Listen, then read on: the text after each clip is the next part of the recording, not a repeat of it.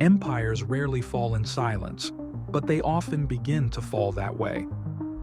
The loud, unruly, independent press, the so-called Fourth Estate, has long stood as a guardian of freedom.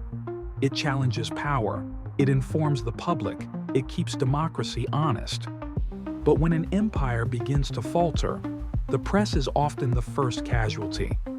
In the final days of the Roman Republic, public speech was political power. Senators debated in open forums. Writers criticized the elite with biting satire. But once the Republic gave way to empire, the tone changed. Augustus, the first emperor, offered peace in exchange for obedience. Writers like Livy praised the glory of Rome. Critics like Tacitus spoke in riddles or kept quiet altogether. To speak too freely was to risk your life.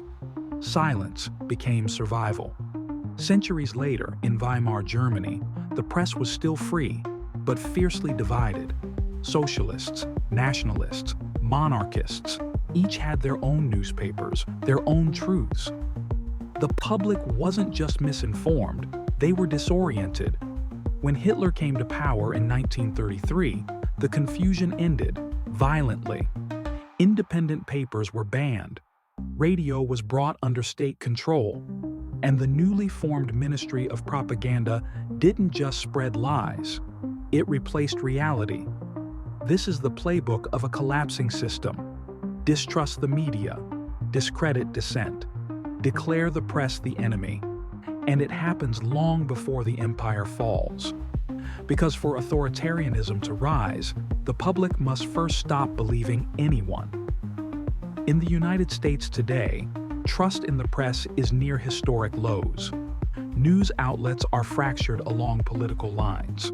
What one side sees as truth, the other sees as propaganda. And while reporters still operate freely in most places, the rhetoric has changed. Terms like fake news and enemy of the people echo in the halls of power. Journalists face harassment online and sometimes in real life. We've seen this before. The Russian Empire silenced its critics. The Ottoman Empire jailed its dissidents. Modern authoritarian regimes, from China to Hungary, manage public perception by controlling the flow of information. But it doesn't start with total control.